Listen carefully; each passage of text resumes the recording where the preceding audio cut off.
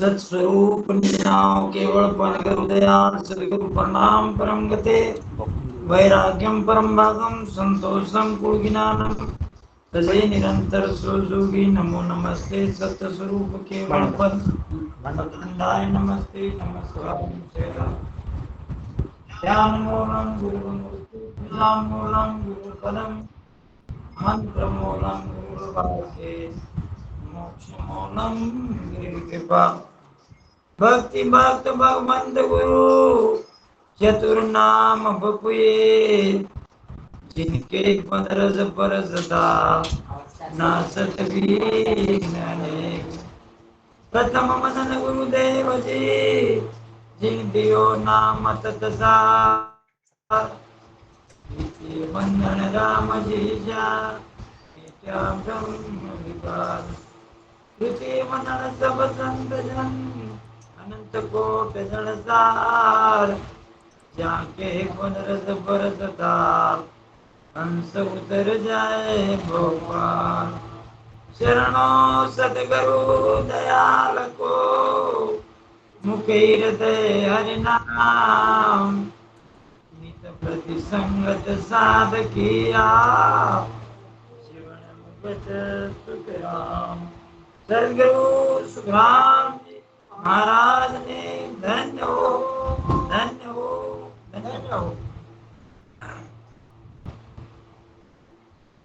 आवाज तो आ रही आवाज आ रही। हाँ आ रहे बापू आ रहे। भावराव जी भावराव जी आ रहे ठीक है। रामेश्वर जी हाँ थोड़ी आवाज बढ़ सकती है क्या रामेश्वर जी? आवाज बढ़ाना पड़ता है क्या? हाँ थोड़ा बढ़े सकते तो अच्छा रहेगा। अच्छा अच्छा ठीक है फिर मैं ऊपर लेता हूँ। हाँ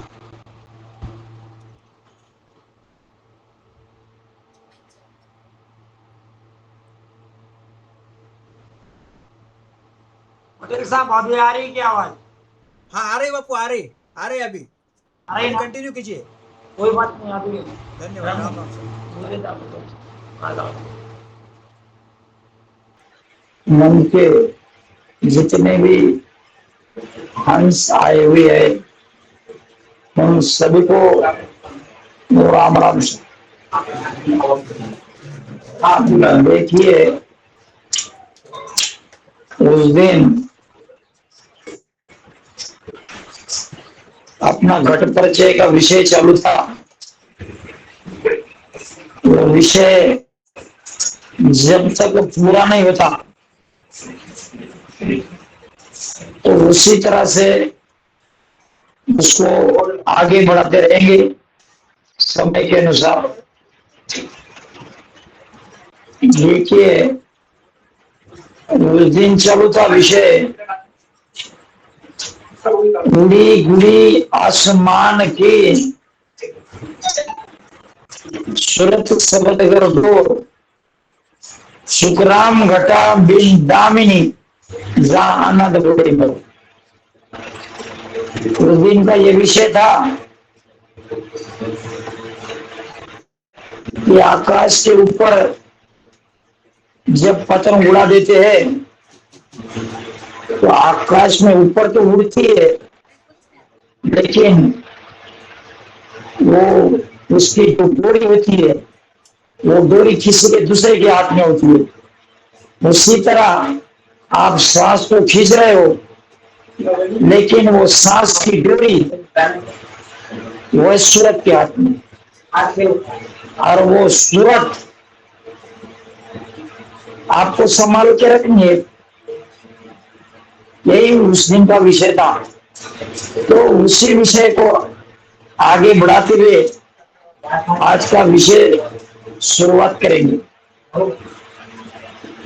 सुख रामदास दे किंगरी नाड़ वही सबतार राग छतीसो उतरे कोई ममगा मणिहार। चिंगरी एक बाजा है और वो बाजा जो है महाराज ने उस किंगरी को अपने देह के ऊपर उपमा दी है। ये देह जो है यही किंगरी है और किंगरी के अंदर जैसा कि बायांग देखे तो उस किंगरी के अंदर तारे छेड़ने के लिए रहती है। तो उसी तरह अपने इस शरीर के अंदर नाड़ियां है और वो नाड़ियां है 900 और 900 नाड़ियां में से ऐसे देखी जाए तो 24 नाड़ियां है और 24 में से भी 10 उससे भी महत्वपूर्ण है और 10 में से 300 से ज्यादा महत्व की है और उसमें से एक जो नाड़ी है वो नाड़ी है सुषुम्ना।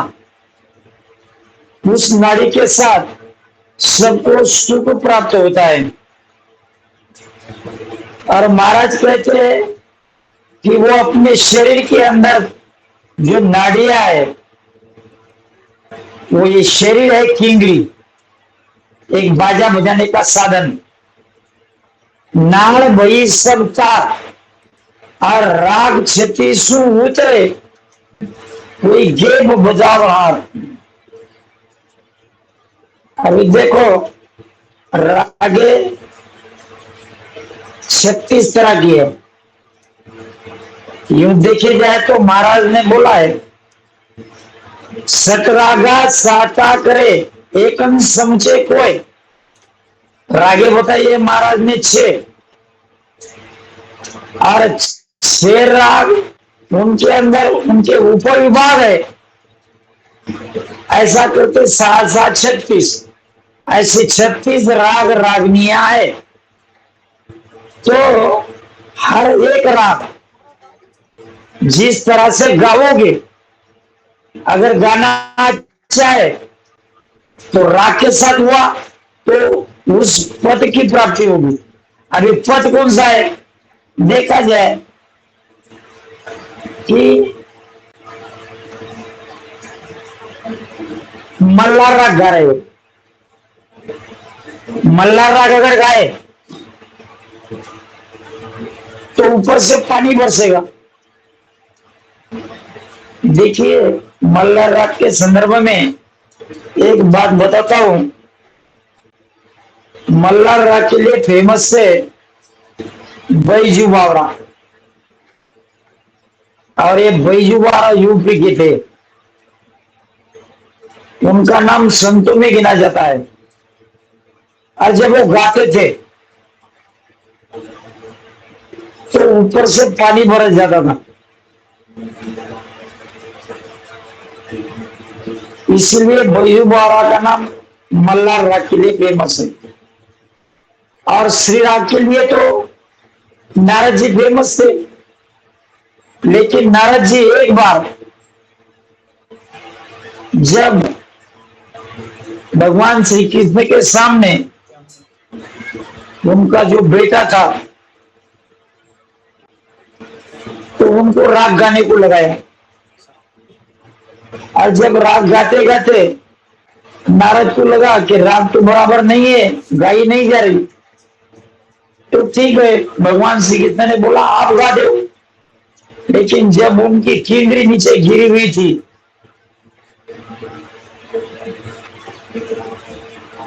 जब कृष्ण का बेटा राग गा रहा था तो नारद जी की किंगरी नीचे थी और जब वो राग गा रहा था श्री राग तो पत्थर पिघल गया और पत्थर पिघलने के बाद नारद जी की किंगरी पत्थर के बीच में फंस गई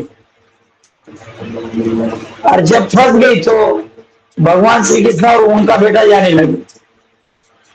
जब जाने लगे तो नारद को बोला अरे भाई आप भी चलो। तो अरे मेरी चिंगड़ी बोले पत्थर में फंस गई है। और बोले आप सिर राग गा लेते हो तो सिर राग गा लो और आपकी चिंगड़ी निकाल लो। नहीं, बोले वो मुझसे नहीं हो सकता है, यानी जो गाने वाला है वो दूसरा अच्छा गाता है। इसीलिए महाराज के जो भी पद है वो उसी राग में गाने चाहिए। क्यों? हर राग की महाराज ने रागनी बताई है, इसीलिए उसी राग में महाराज की जो रागनियां हैं उसी राग में उसी राग को गाओ, हर जस को उसी राग में गाना चाहिए। तो राग 36 उतरे तो गाने वाले की राग जो है तो उसके ऊपर उतरती है, क्योंकि रागे जो गाती है तो वो सांसों के हिसाब से गाई जाती है, और कहाँ रुकना है और कहाँ उठाना है, और वो रागे जो है वो सांसों के हिसाब से चलती है। इसीलिए रागे उसी राग में गाओ। राग 36 उतरे कोई गेब बजावना, और क्यों उतरी जाती है तो कोई तो भी जो बजाने वाला है, अनुभव प्राप्त करने वाला है, अनुभव देने वाला है, वो आपके अंदर बैठा हो और उसी हिसाब से आपको अनुभव आ रहा है। राग 36 उतरे कोई गेट बजावनहार, अजब तमाशो देखियो तन भीतर मन माये, शुक्राम जगत का त्राल पर अब मन जाना। अजब तमाशो देखियो। अभी दुनिया क्या तमाशा कर रही है भाई, ये देखना है। अभी देखो दुनिया क्या कर रही है, बिना भजन किए बिना अनुभव लिए दुनिया कह देती है कि मैं यहां पर हूं, मेरे घट का अनुभव ऐसा है, मेरे कंठ का अनुभव ऐसा है। चाहे रागे किसी तरह से गा ले, लेकिन वो बोलेगा मेरे कंठ कवल के ऊपर शब्द खुला हुआ है, और जिसके कंठ कवल के ऊपर शब्द है तो उसकी तो रागनी अच्छी होनी चाहिए भाई। अजब बिगर भजन किए बिना, अभी भजन किसका एहसास होगा, चिंतन किसका कर रहे हो तो निश्चित का, यानी ईश्वर का। और वो ईश्वर क्या है, वो ईश्वर है निरक्षर। सांसों के आधार से शब्द जब बोला जाता है तो वो तो अक्षर हो गया, लेकिन आप निरक्षर का अभ्यास कर रहे हो तो यही तमाशा है। कौन तमाशा है?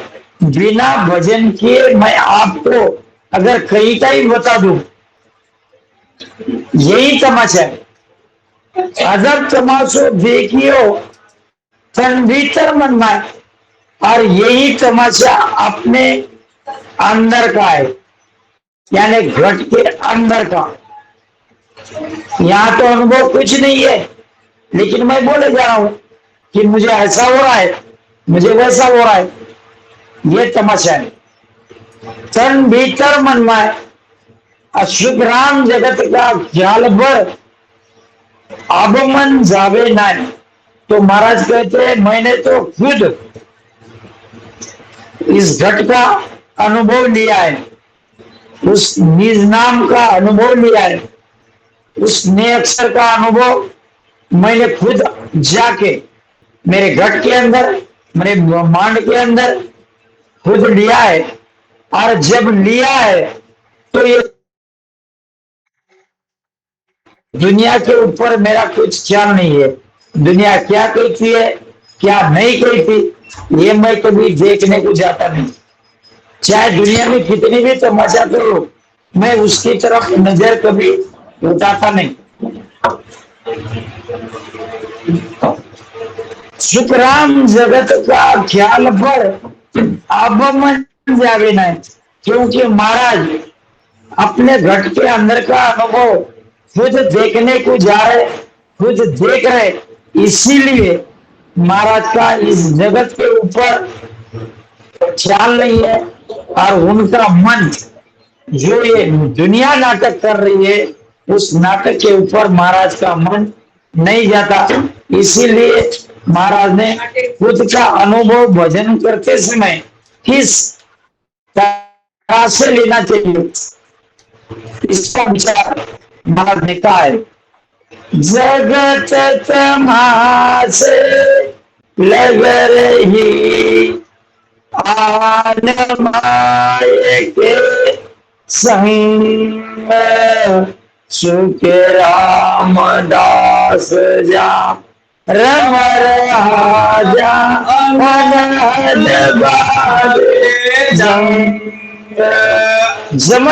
जगत तमाशे लग रही, यह सारा संसार माया की भक्ति कर रहा है, यही तमाशा है। बोलता है कि मैं ब्रह्म की भक्ति कर रहा हूं, लेकिन ओरिजिनल में करता है माया की भक्ति। ये सारा संसार माया पे चल रहा है और माया के साथ लगे हुआ है। देखिए, एक बार एक राजा के यहाँ एक साधु परमात्मा आए, और जब आए तो उस महापुरुष ने बोला कि महाराज आप ब्रह्म की भक्ति करो तो ईश्वर की प्राप्ति आपको हो जाएगी। बोले ब्रह्म की भक्ति तो मैं करता ही हूं। नहीं, बोले आप तो माया की भक्ति करते हो, तो माया ये दुनिया में किसे छूटी जाएगी। नहीं, बोले माया तो हम जैसे को छूटती है, तो किस तरह से छूटती है, आप तो माया के संग हुई। नहीं, हम माया के संग नहीं है। तो ठीक है, तो उस महापुरुष ने राजा को बोला मैं माया के संग नहीं हूं, ये मुझे बताने का है, इसलिए आपको जब हमारे साथ आना है। तो कोई बात नहीं। दूसरे दिन वो साधु महापुरुष और राजा दोनों मार्केट में गए, और जब मार्केट में गए तो एक साथ जो रहती है, मार्केट रहता है और वो गंगा मार्केट रहता है। उस मार्केट में जाके उस राजा को उस महापुरुष ने खड़ा कर दिया। जब खड़ा किया तो राजा को बोला महाराज 2 मिनट यहाँ रुको। बोले मैं अभी आता हूं। कोई बात नहीं, बोले महाराज बोले जल्दी आना। ठीक है, बोले मैं जल्दी आ जाऊंगा। तो वो महापुरुष चले गए और वो राजे साहब 5 मिनट तक वहां रुके, लेकिन मार्केट में उसकी बदबू आ रही थी, क्योंकि मार्केट था मछली का, और इतनी गंदी बदबू आ रही थी कि राजा जी ने अपना रुमाल उठाया और नाक पे लगा लिया। ऐसा करते करते 10 मिनट हो गए तो भी महाराज आए नहीं। तो एक आदमी को उस राजा ने भेजा, बोले जाओ, बोले महाराज को बुला के लाओ, यहाँ खड़ा नहीं रहते यार। कोई बात नहीं, बोले। तो महाराज आ गए और राजा ने बोला कि क्या महाराज। बोले 5 मिनट 10 मिनट गए तो भी बोले अभी तक नहीं आए। क्या? बोले यहाँ खड़ा नहीं रहते यार। बोले तो बोले क्यों? तो यहाँ बोले इतनी गंदी बात आ रही। बोले तो किसकी बात आ रही? तो इस मछलियों की बात आ रही। बोले अरे आपके पास कैसे आ रही? बोले हमें तो बात नहीं आ रही। तो बोले तुम्हारे नाक में फॉल्ट है। नहीं, मेरे नाक में फॉल्ट तो नहीं है। तो बोले इन लोगों से पूछो। बोले मार्केट में और भी लोग बैठे हैं, उनसे पूछ के देखो। तो उन लोगों से पूछा, क्यों भाई आपको आवाज ये गंदी बात आ रही है? तो बोले नहीं, इनको नहीं आ रही, मुझे भी नहीं आ रही, तो आपको कैसे आ रही? उसी तरह से आपको जैसे बात आ रही, उसी तरह से मैं आपके यहाँ था तो मुझे वहां माया की बात आ रही थी। आप बोल रहे थे ब्रह्म की बात आ रही थी। आप कहते हो ब्रह्म की भक्ति करता हूं, लेकिन मुझे दिख रहे थे आप माया की भक्ति करते हो। इसी तरह से जगत में तमाशा चल रहा है। आ रही लेकिन बताने को नहीं बता रही। जगत तमाशे लग रही आन माया के संग। और ये जो आन माया है तो वो क्या है भाई? क्योंकि दुनिया के लिए, संसार के लिए कुछ तो भी करना, यही आन माया है। ये झिणी माया है। वो झिणी माया की प्राप्ति के लिए सारी दुनिया काम कर रही है। और सुखराम दास जहां रम रहा, महाराज कहते मैं तो वहां गया हूं। कहां पे? या अनाथ बाजे जम। अनाथ बोले तो जो हद के परे है, जो हद के परे है और न बजाते हुए बज रहा, न बजाते हुए बजा, इसकी क्रिया करनी पड़ती नहीं है। और जिसकी क्रिया नहीं करनी पड़ती तो वो कौन? वो तो परमात्मा स्वरूप हो गया। इसलिए महाराज ने कहा कि सुखराम दास जहां रम रहा, महाराज वहां जाके, वह अनाथ के देश में जाके रात दिन सासों का कार्यक्रम कर रहे हैं। इसीलिए महाराज कहते हैं वही अनाथ का बाजा मैं रात दिन देखता हूं, वही चक लेता हूं। और इस तरह से परमात्मा की प्राप्ति मैंने की है। और उसी हिसाब से आप सब साधकों को उसी तरह से शास्त्रों का अभ्यास करना होगा। नहीं दिस नहीं देखा हूँ चुना सुखराम हाथ में हाथ रे यूं समुदा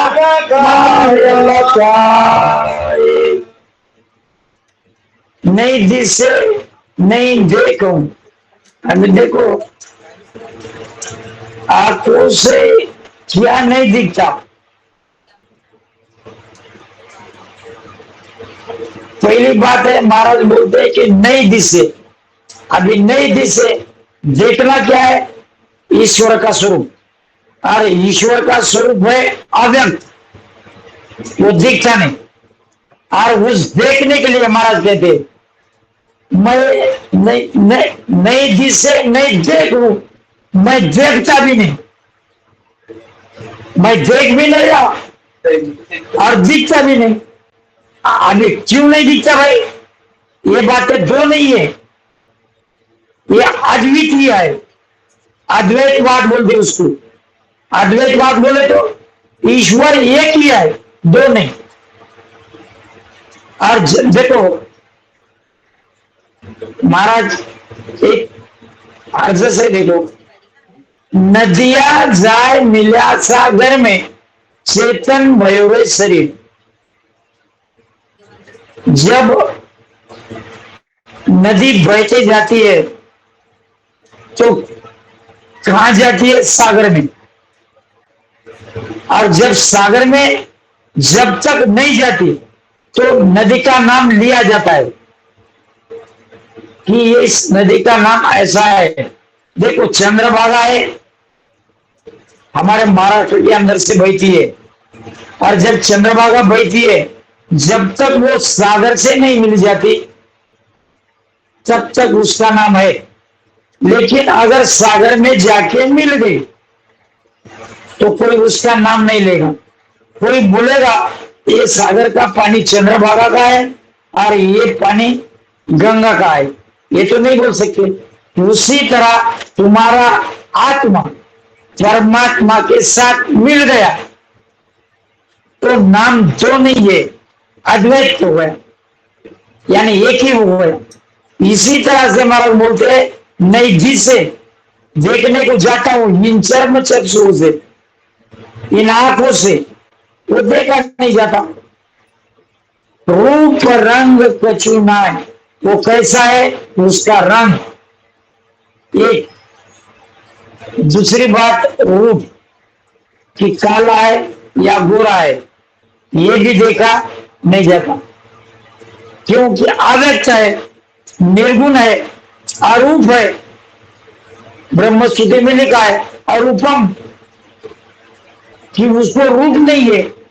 और जो रूप नहीं है तो अव्यक्त रूप के साथ उसे देखना पड़ेगा। अव्यक्त स्वरूप है अपने अंदर सासा, और सासा कभी अव्यक्त स्वरूप में रहती है, लेकिन उसको देखना पड़ता है। देखो एक साप है, आस कह रही सास से धीरज डरना सी, आस कह रही सास से धीरज डरना सी, बिन मांगे मोती मिले, मांगे मिले नबी करामती, मांगे मिले नबी। देखो तुम्हारी हर सांस के ऊपर आस बंधी हुई है, और वो आस है संसार की। जिस दिन तुम्हारी आस उस निर्गुण उस अरूप परमात्मा से मिलने की आस करेगी, यही तो आशा है। महाराज ने आत्मसार ग्रंथ में लिखा है, आशा थकी कल्पना उड़ी भरम करम हदमाई, देह जाए मिल्या जन पेला, ऊंच नीच कोई नहीं। आशा थकी, जब आशा सांसों के ऊपर से उड़ जाएगी, अब आशा ही उड़ गई तो कल्पना का तो काम ही नहीं। यानी कल्पना करना, भावना करना, ये बातें भी सब समाप्त होगी। उसी समय आप जिस चीज को देखने को जा रहे हो तो खुद ही बन जाओगे।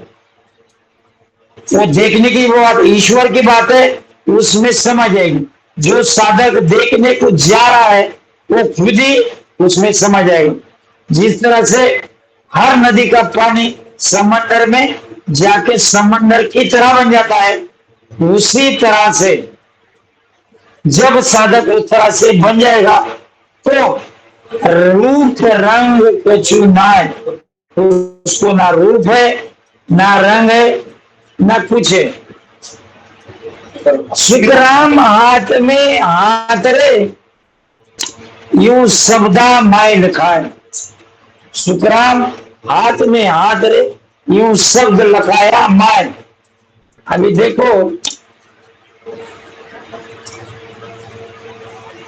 अंधेरा,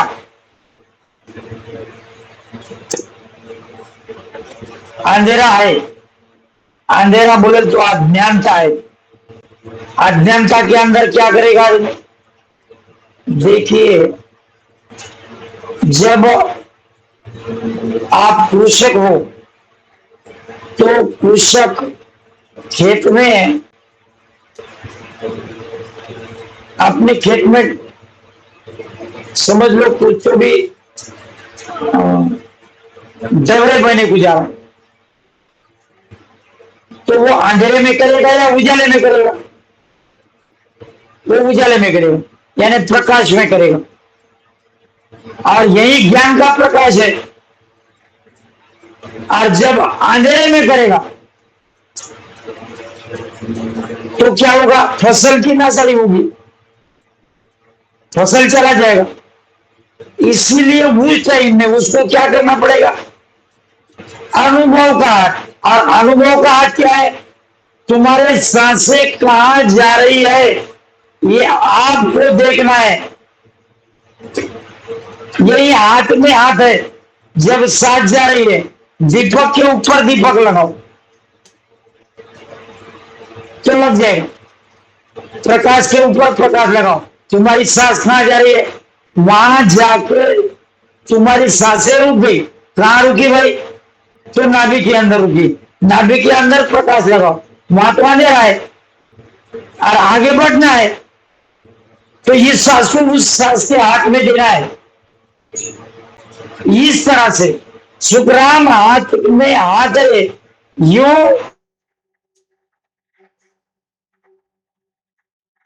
करते करते तुम्हारी सांसें जहां रुकी है वहां शब्द का स्मरण करते रहो। उस टाइम तुम्हारे सांसें आगे बढ़ेगी और उसके साथ में रहती है सूरत। सूरत का तो अपना विषय गया पिछले हफ्ते में। तो वो बात कैसी बनेगी? तो महाराज आगे बोलते, सूरत हमारी मातरी, तार हमारा सास, मन पवनागर लाय कर, सुखद वचला आकाश। सूरत हमारी माकड़ी, तो वो जो शब्द है मेरे मजा, वो किसके हाथ से? जहां जहां खलास हुई सांस वहां जाके शब्द रुका है, उस शब्द को आगे बढ़ाना है तो वहां पे सूरत को रखना पड़ेगा और उस सूरत के आधार से आगे बढ़ना पड़ेगा। सूरत हमारी मकड़ी, मकड़ी यानी वो दीवार के ऊपर क्या रहती है? मकड़ी रहती है। तो वो जो मकड़ी है वो है सूरत, और मकड़ी रहती है ऊपर। मकड़ी रहती है ऊपर। सूरत हमारी मकड़ी और तार हमारा श्वास। तार बोले तो उसके मुंह के अंदर से जो तार निकलती है, और वो जो मकड़ी है तो मकड़ी ऊपर से नीचे आती है, ऊपर से नीचे आती है। उसी तरह से आपकी सांसें ऊपर से नीचे आ रही है। सूरत हमारी मकड़ी, तार हमारा श्वास। तो पैर से नहीं आती है मकड़ी, मकड़ी आती है उसके मुंह से जो लाल टपकती है उस लाल के आधार से आती है। तो उसी तरह आपके सांसों के आधार से आपको अंदर चलना है। सूरत हमारी मकड़ी, तार हमारा श्वास, और मन पवना घर लाकर। मन जो है तुम्हारे पवन के साथ लाओ। अभी बात अलग है, मन क्या और पवन क्या, ये दो बात जरूर है, अलग अलग बातें। मन किसे कहोगे और पवन किसे कहोगे? देखिए, मन है जो महाराज ने एक शास्त्र में लिखा है ऐसा, इंद्रिया को सुख करे, हट बिन लियो न जाए, तीना को सुख सेज में लेत सर्वंस। सुख रे, हट बिन लियो न जाए, और तीना को सुख सेज में।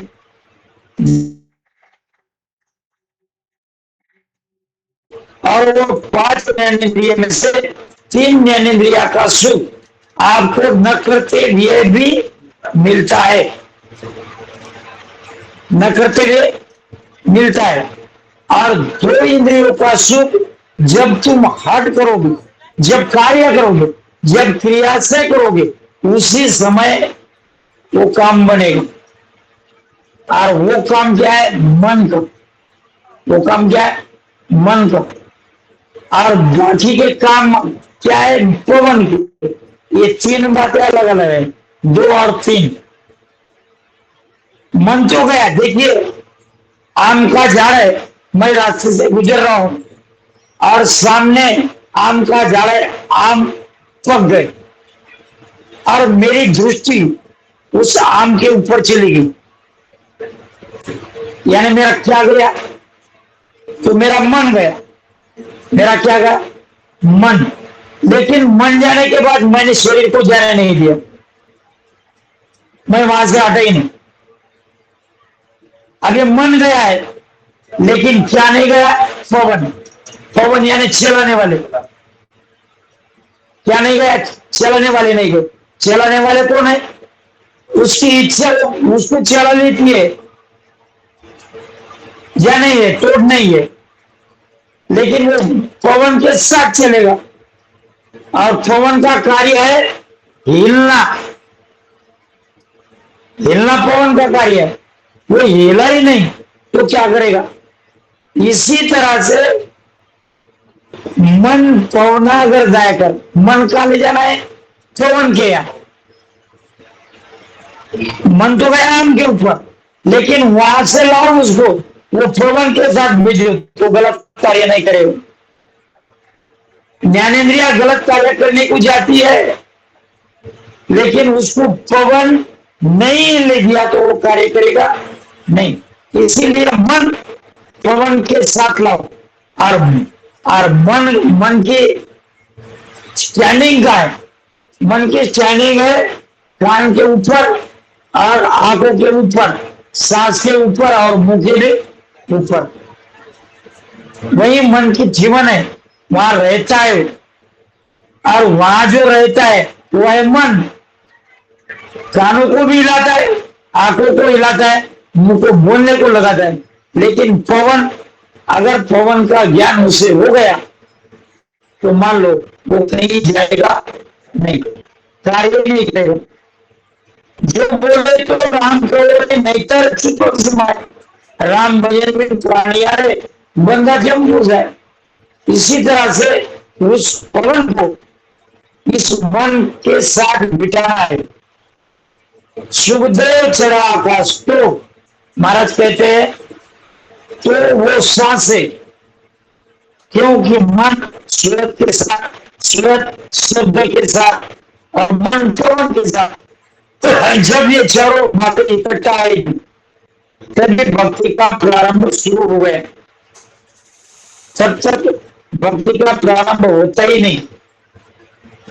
तब तक मान लो कि भक्ति अधूरी कहीं तो भी कैसी तो भी चल रही है बस। पीठ फाड़े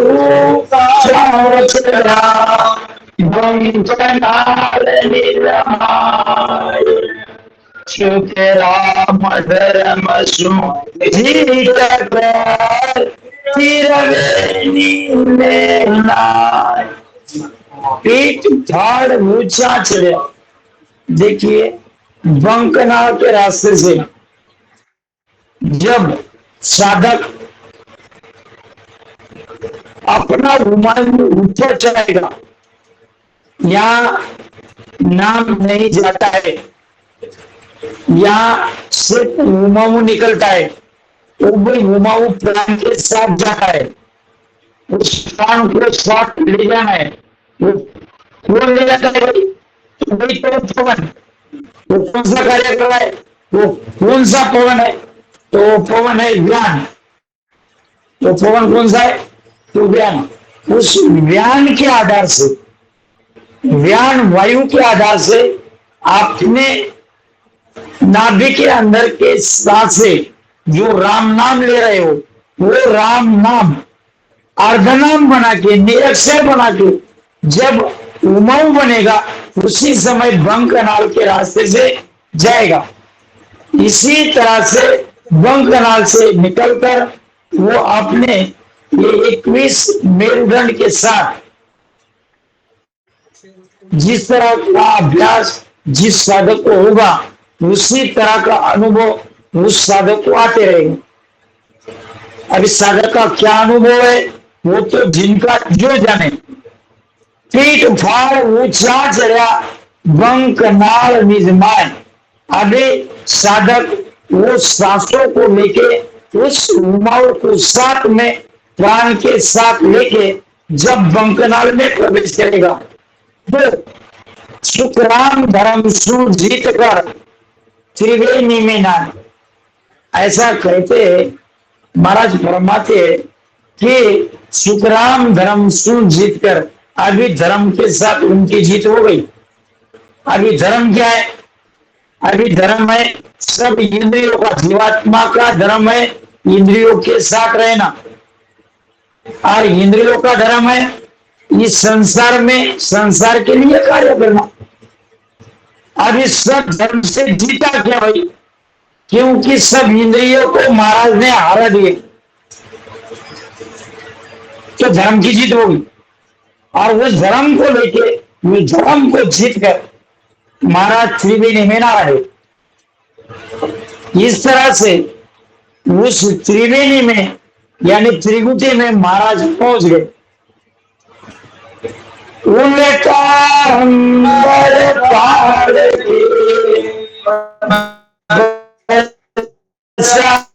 त्रिकुटी जाए, सुख राम त्रिकुटी चैन रे सब दामाए बताए।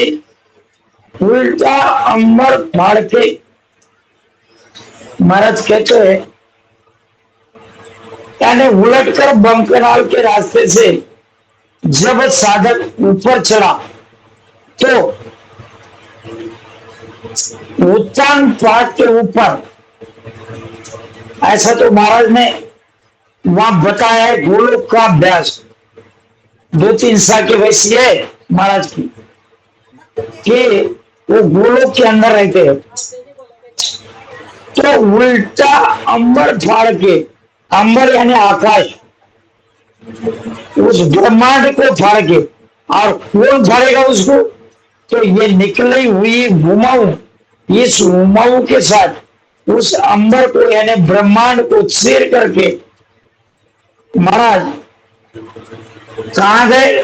तो त्रिकुटी में जाके बस गए। अभी देखो महाराज बताते हैं अगाधबोध में किस तरह से त्रिकुटी में जाते हैं। सुखमाला गंग, सुखमाला, सुखमाला गंग,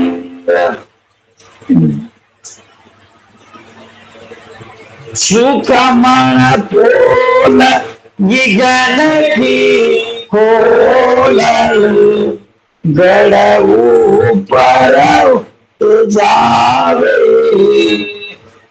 उस तरह से सुकमा पोल जिगन की खोल गड़ ऊपर हो जावे। साथ बराबर नहीं आ रही है क्या?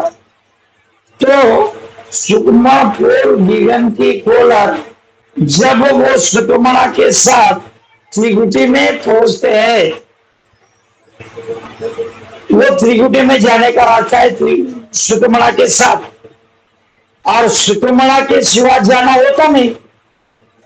अभी देखो ये हो गया अजब्बा, और ये अजब्बा है वो भी इसी के साथ, लेकिन नाद और बिंद के साथ। यहाँ तो त्रिकुटी में आना जाता है, और वहां जा रहे तो नाद बिंद के साथ भिड़ा करके त्रिकुटी में गया। साधक दोनों मार्ग से, एक मार्ग है शंकनाल का, एक दूसरा मार्ग है बंकनाल का। देखिए साथ आ गई। सुकमा पोल गिगन की खोलर, चलो सुकमा पोल गिगन की खोलर 7 तारीख, चलो जाने दो, वो कुछ याद में नहीं आ रही साहब।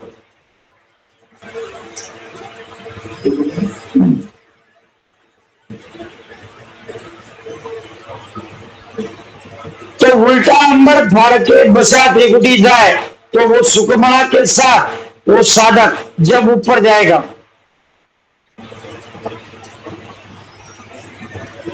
शुक्राम त्रिगुटी चैन रे सबदा माय लका। उस त्रिगुटी में जितने भी चैन महाराज को मिले, उस चैन का वर्णन महाराज कहते हैं कि शब्दों के साथ बयान नहीं किया जा सकता, बोला नहीं जा सकता, शब्दों के साथ किसी के साथ बोला नहीं जाता। लेकिन महाराज ने आप सब लोगों का उद्धार करने के लिए वही वर्णन, वहां का सुख जिस शब्द से लिखा जाता है, तो आप लोगों के भलाई के लिए महाराज ने लिख के बता दिया। दूसरों शब्दों से कहा नहीं जाता, ये बताना मुश्किल है। मन पवन आकाश लय सूरत सबद घर एक, शुक्राम त्रिगुटी पहुंचिया दक्षिण मातर दे। मन पवना आकाश लग, मन और पवन ये दोनों आकाश तत्व तक है। जैसा इस खंड की रचना है, उसी तरह तुम्हारे शरीर के अंदर, उसी तरह की रचना तुम्हारे शरीर के अंदर है। तो ये मन और पवन ये दोनों कहां तक है? तो ब्रह्मांड तक है। और सूरत शब्द अगर एक, सूरत और शब्द ये भी दोनों एक साथ में है। शुक्राम त्रिगुटी पहुंचिया दे छिन मातर दे। महाराज कहते तो उस त्रिगुटी में जाते समय महाराज फरमाते हैं कि कुछ समय के लिए छिन मात्र वहां दिखता है, देखने में दिखता है लेकिन दिखता नहीं है, लेकिन कुछ क्षण के लिए महाराज फरमाते हैं कि दिखता है। आगे वही अनुभव महाराज ने यहाँ पर कथन किया है। और कितना दिखता है तो महाराज कहते निमज भर। कितना दिखता है? निमज भर। निमज भर बोले तो वो आधा भी पल नहीं हो सकता, 3 पल का एक निमज होता है, ऐसा कुछ भी गणित है वो। तो वहां तक वो उसका अनुभव महाराज ने उसका बताया। आंख फटकड़ी हो गई असलत तेज लगाए, जान समय सुखराम कहे संत त्रिगुटी माए। जैसे आंख आ जाती है, आंख आना बोले तो क्या है कि आंखें लाल हो जाती है और आंखों से बराबर दिखता नहीं है। तो आग जब आ जाती है तो पहले के जमाने में वो फटकड़ी रहती थी और वो फटकड़ी वो घिस घिस के उसका पानी अंदर डालते थे। आग फटकड़ी उगड़े असल तो तेज लगा है, जैसा कि ऐसा तेज रहता है कि वो बोलने का काम नहीं, वो तेज दिखाई नहीं देता। वो ब्रह्मांड का तेज ऐसा महाराज ने उसका वर्णन किया है कि इस तरह से वो तेज रहता है। देखिए ब्रह्मांड का तेज भगवान श्री कृष्ण ने बताया था अर्जुन को। जब अर्जुन को बताया तो अर्जुन चक्कर खा के गिर गए थे।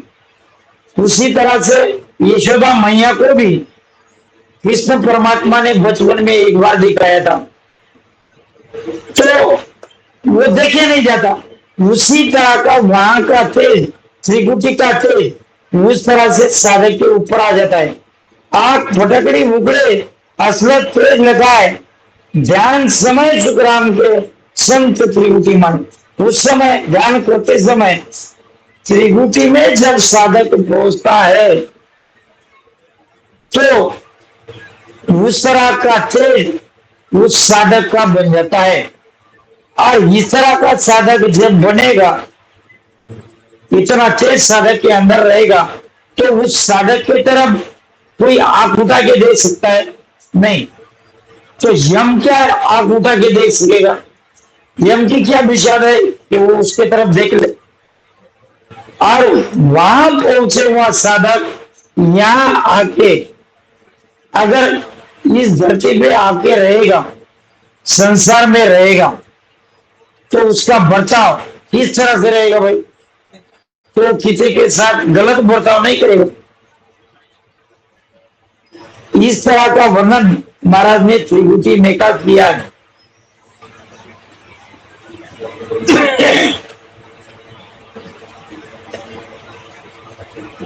सुख राम लगे जब जावे, नैना उलटा पाए, तीनों रसा एक हो, रसले मालका।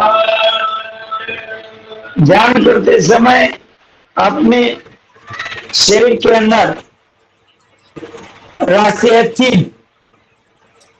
अभी क्या क्या है भाई? तीन रास्ते, डावे बाजू इंगड़ा, जमने बाजू पिंगड़ा, वो भीतर सुकुमार धाम से जी, राम राम राम मुझे धाम से जी। और ये तीन रास्ते है। महाराज कहते हैं जब साधक का ध्यान त्रिभुति में लगा तो नैना उल्टा था, तो अपनी ये जो आंखें है वो उल्टी हो गई। उसको बोलते हैं कि अपने आंखों की पुतलियां है जो वो उल्टी हो जाती है। तो तीनों रास्ता एक है। उस समय उस साधक की अवस्था ये होती है।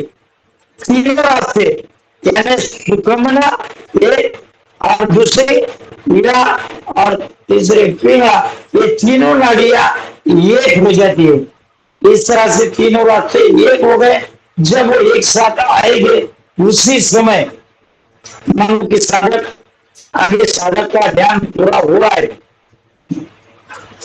शुक्राम तीनों रास्ता एक हो, 10वें द्वार होता है। उस समय में वो 10वें द्वार की उस साधक को प्राप्ति हो गई। वो 10वें द्वार में गया। इस तरह का महाराज वहां का वर्णन कर रहे हैं। सुखिया सायम भेटिया तिरवे तीर से सदारा सुगमना मोटाई मत सुखिया साहिब भेटिया। महाराज बोलते हैं कि वहां 10वें द्वार में परमात्मा का सदगुरु सुखराम जी के साथ मिला हुआ। उस 10वें द्वार में तिरवे नीचे तीर कहां पे? तो वो तीन संगम जहां पे एक बार एक ही समय में आते हैं। तो सहस्र धारा सुकमणा, तो शस्त्र धारा ही जहां बहती है, यानी शस्त्र नाड़ियां जब इकट्ठा होती है वहां पे मिलती है उस समय। अब नहीं ऊली बात, अभी क्या है? शेषर धारा सुकमणा नीचा इंद्रज हीरा। अभी वहां पे क्या है? तो वो हीरा, कौन सा हीरा? इस जमाने के जिस लिए आप सांसें खर्चा कर रहे हो वो हीरा वहां पे जाके मिल गए। क्योंकि जिसके लिए आज तक तुम भक्ति कर रहे थे अनेक जन्मों से, आज तलक के जन्मों तक आप उसका संशोधन कर रहे थे लेकिन मिल नहीं रहा था। अभी वो हीरा आपको मिल गया। क्यों? कि आपका जन्म और मरण यहाँ पे मिट गया।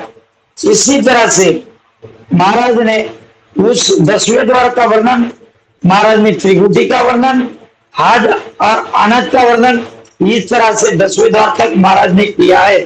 तो अपन समय का हिसाब ख्याल में रखते हुए अभी वाणी जी को यहाँ पे इन्हीं शब्दों के साथ विराम दे देंगे।